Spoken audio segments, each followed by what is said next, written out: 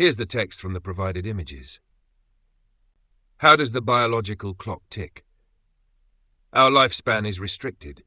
Everyone accepts this as biologically obvious. Nothing lives forever. However, in this statement we think of artificially produced technical objects, products which are subjected to natural wear and tear during use.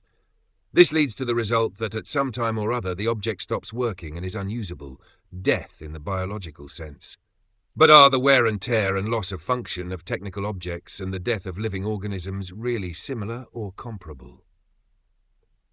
Our dead products are static, closed systems.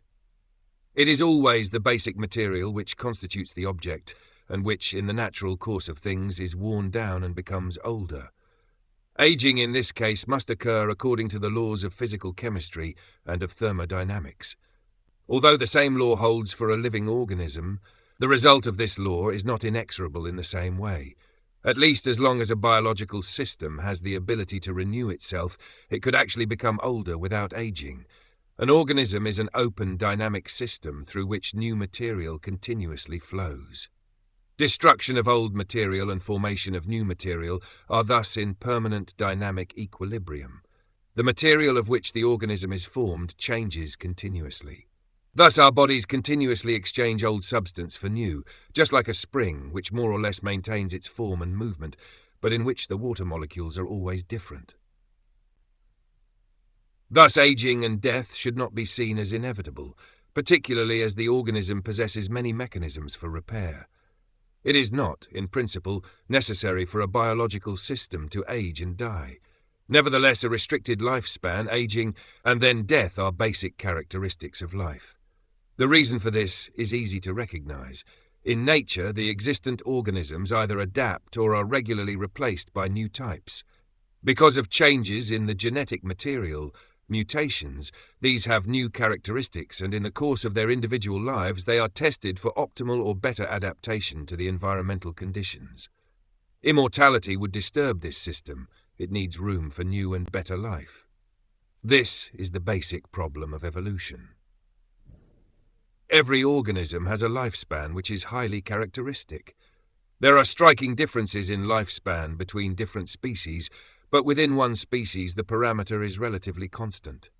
For example, the average duration of human life has hardly changed in thousands of years. Although more and more people attain an advanced age as a result of developments in medical care and better nutrition, the characteristic upper limit for most remains 80 years. A further argument against the simple wear and tear theory is the observation that the time within which organisms age and die varies between a few days, even a few hours under unfavorable environmental conditions, and several thousand years, as with mammoth trees. E. If a lifespan is a genetically determined biological characteristic, it is logically necessary to propose the existence of an internal clock, which in some way measures and controls the aging process, and which finally determines death as the last step in a fixed program. Like the lifespan, the metabolic rate has for different organisms a fixed mathematical relationship to the body mass. In comparison to the lifespan, this relationship is inverted. The larger the organism, the lower its metabolic rate. Again, this relationship is valid not only for birds, but also similarly on average within the systematic unit for all other organisms. Plants, animals, unicellular organisms.